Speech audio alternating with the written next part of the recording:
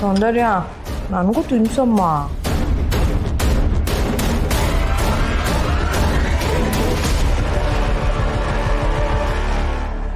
ಈಗಲಾದ್ರೂ ಹೇಳಿ, ಯಾಕೆ ಇಷ್ಟೊಂದು ಖುಷಿಯಾಗಿದ್ದೀರಾ? ಲಾಟ್ರಿ ಹೊಡೆದಾಗ ಆಗ್ತಿದೆಯಮ್ಮ.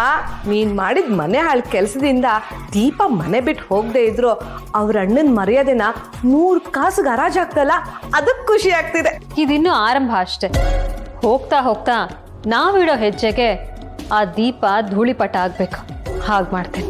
ಆದಷ್ಟು ಬೇಗ ನಿನ್ನ ಆಸೆನ ಈಡೇರಿಸಿ ಯಾವಾಗಲೂ ನಾನು ನಿನ್ನ ಜೊತೆನೇ ಇರ್ತೀನಿ. ಇರು, ಆ ನರಸಿಂಹ ಮಾಡಿರೋ ಮನೆ ಹಾಳು ಕೆಲಸನ ಅವ್ರ ಅಪ್ಪಂಗೆ ಫೋನ್ ಮಾಡಿ ಹೇಳ್ತೀನಿ. ಗುಡ್, ಒಳ್ಳೆ ಐಡಿಯಾ ಮಾಡಿ.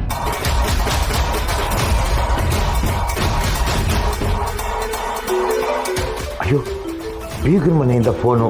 ಹಲೋ, ಏನ್ರಿ ಜಯರಾಮ್ ಅವರೇ, ನೀವು ನಮ್ಮ ಮನೆ ಫಂಕ್ಷನ್ಗೆ ಬರಕ್ಕಾಗಿಲ್ಲ ಅಂತ ನಿಮ್ಮ ಮಗನ್ ಕಳಿಸಿ ನಮ್ಮ ಮನೆ ಮರ್ಯಾದೆನ ಹರಾಜ್ ಹಾಕ್ಬೇಕು ಅನ್ಕೊಂಡಿದ್ದೀರಾ?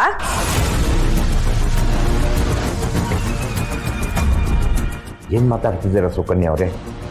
ನಾನು ಯಾಕೆ ನಿಮ್ಮನೆ ಮರ್ಯಾದೆ ಹಾಳು ಮಾಡೋ ಕೆಲಸ ಮಾಡಲಿ? ಅದು ಡ್ಯೂಟಿ ಇತ್ತು, ಬಿಟ್ಟು ಬರೋಕ್ಕಾಗಲ್ಲ ಅನ್ನೋ ಕಾರಣಕ್ಕೆ ನಾನು ಬರಲ್ಲ ಅಂತ ಹೇಳಿದ್ದು. ನಮ್ಮ ನರಸಿಂಹ ಹೇಗೂ ಬೆಂಗಳೂರಿನಲ್ಲೇ ಇದ್ನಲ್ಲ, ಅದಕ್ಕೆ ಅವನಿಗೆ ಆ ಫಂಕ್ಷನ್ಗೆ ಅಟೆಂಡ್ ಮಾಡು ಅಂತ ಹೇಳಿದ್ದೆ. ಬಂದಿದ್ದ ಅಲ್ವಾ? ನಿಮ್ಮ ಮಗ ಗಂಟ್ಲು ಪೂರ್ತಿ ಕುಡ್ಕೊಂಡು ಬಂದು ಚಿರು ಮರ್ಯಾದೆನ ಎಲ್ರ ಮುಂದೆ ತೆಗೆದ್ಬಿಟ್ಟು ಹೋದ. ಇದೇನಾ ನೀವು ನಿಮ್ಮ ಮಗನ್ ಕಲ್ಸಿರೋ ಸಂಸ್ಕಾರ? ನಿಮ್ಮ ಮಾತೇ ನಂಬಕ್ಕಾಗ್ತಾ ಇಲ್ಲ. ನನ್ನ ಮಗನಿಗೆ ನಮ್ಮ ದೀಪು ಮೇಲೆ ತುಂಬ ಪ್ರೀತಿ ಇದೆ. ಅಷ್ಟೇ ಅಲ್ಲ, ಅವ್ರ ಭಾವನ ಮೇಲೂ ತುಂಬ ಗೌರವ. ಅಂಥವನು ಇಂಥ ಕೆಲಸ ಮಾಡಿದ್ನ? ಅಂದ್ರೆ ಏನ್ರಿ ನಿಮ್ಮ ಮಾತಿನ ಅರ್ಥ? ನಾನು ಕತೆ ಕಟ್ತಾ ಇದ್ದೀನಿ ಅಂತನಾ? ಹೆತ್ತವ್ರಿಗೆ ಹೆಗ್ನ ಮುದ್ದು ಅಂತಾರಲ್ಲ, ಹಾಗಾಯ್ತು. ಮೊದಲು ನಿಮ್ಮ ಮಗಂಗೆ ಉಗಿದು ಬುದ್ಧಿ ಹೇಳಿ.